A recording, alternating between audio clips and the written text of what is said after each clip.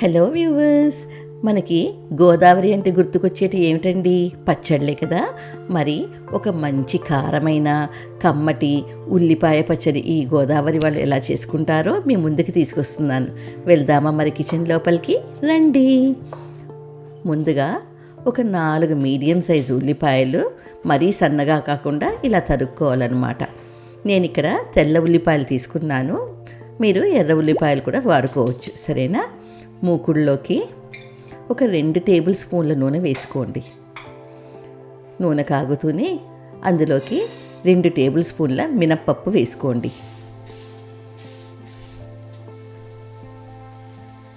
మినప్పప్పు దోరగా వేగుతూనే ఒక బౌల్లోకి ట్రాన్స్ఫర్ చేసేసుకోండి. ఏ పప్పు కానీ మాడకూడదు, సరేనా? మాడితే మీ పచ్చడిలో చేదొస్తుంది. మళ్ళీ అదే మూకుడులోకి ఒక 15 ఎండుమిరపకాయలు తీసుకుందాం. నేను 10 కాశ్మీరీ చిల్లీ మిరపకాయలు, 5 కారం మిరపకాయలు తీసుకున్నాను అన్నమాట. అందులోకి ఒక 4 వెల్లుల్లిపాయలని వేసుకుందాం. వెల్లుల్లిపాయలని జస్ట్ అలా ఫ్రై చేసి ముందే తీసేసుకోండి. ఇప్పుడు మన ఎండుమిరపకాయలని బాగా వేయించుకుందాం. వేయించుకున్న ఎండుమిరపకాయలని బౌల్లోకి ట్రాన్స్ఫర్ చేసేసుకుందాం. అది ఆరనివ్వండి, సరేనా? మళ్ళీ మూకుడులోకి ఒక 3 టేబుల్ స్పూన్ల నూనె వేసుకోండి. నూనె కాగుతూనే మనం తరిగి పెట్టుకున్న ఉల్లిపాయల్ని ఇందులో వేసుకొని దోరగా వేయించుకుందాం. సరేనా? మరీ ఎర్రగా వేగకూడదు, సరేనా? వేయించుకోకూడదు. ఇలా దోరగా ఒక ట్రాన్స్పరెంట్గా వేయించుకోవాలన్నమాట. ఇలాగా వేయించుకున్న ఉల్లిపాయలు పక్కన పెట్టేసుకుందాం. ఇప్పుడు ఈ ఎండుమిరపకాయలు, మినప్పప్పు, గార్లిక్ని మనం మిక్సీలో వేసుకొని అందులోకి ఒక 1/2 టేబుల్ స్పూన్ జీలకర్ర కూడా చేర్చుకొని తగినంత ఉప్పు వేసుకొని, నేను ఇక్కడ రాళ్ళ ఉప్పు వాడాను, మీరు మళ్ళీ ఏదైనా కూడా ఏ ఉప్పు అయినా వాడుకోవచ్చు. సరేనా? ఒక నెల్లికాయ సైజ్ అంత బెల్లము వేసుకొని ఇలాగా పొడి చేసేసుకోండి. ఇప్పుడు అందులోకి మన ఉల్లిపాయల ముక్కలు కూడా వేసేసుకుందాము. ఈ వేయించుకున్న ఉల్లిపాయలు, ఈ పొడి మొత్తం మిక్సీలోకి పట్టేసుకుందాం. మరీ మెత్తగా రుబ్బేసుకోకూడదు, ఇలా కచ్చాపచ్చాగా రుబ్బుకోవాలన్నమాట.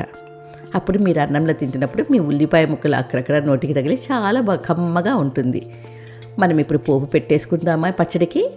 మూకుడులోకి ఒక 4 టేబుల్ స్పూన్ల నూనె వేసుకోండి. దీనికి కొంచెం నూనె ఎక్కువే పడుతుంది, నేను నూనె తగ్గించాను. మీరు ఎక్స్ట్రా ఇంకో 2 టేబుల్ స్పూన్ల నూనె కూడా వాడుకోవచ్చు. నూనె కాగుతూనే 1/2 టేబుల్ స్పూను ఆవాలు వేసుకోండి.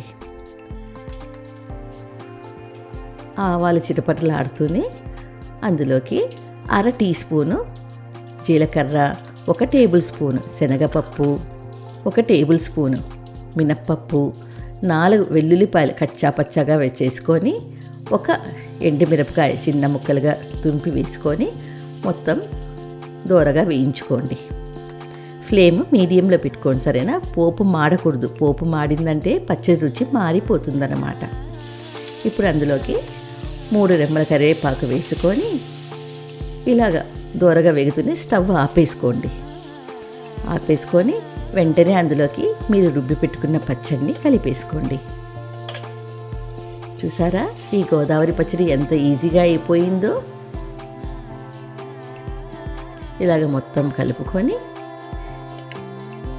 మీరు వేడి వేడి అన్నంలో ఈ పచ్చడి కలుపుకొని తింటుంటే మనకి గోదావరికి వెళ్ళినట్టే, సరేనా? ఈ పచ్చడి చేసుకొని ఎలా వచ్చిందో కమెంట్స్ బాక్స్లో పెట్టండి. మరి సబ్స్క్రైబ్ చేయడం మర్చిపోకండోయ్. మళ్ళీ నెక్స్ట్ వీడియోతో మీ ముందుంటాను. మీ మీనాక్షి.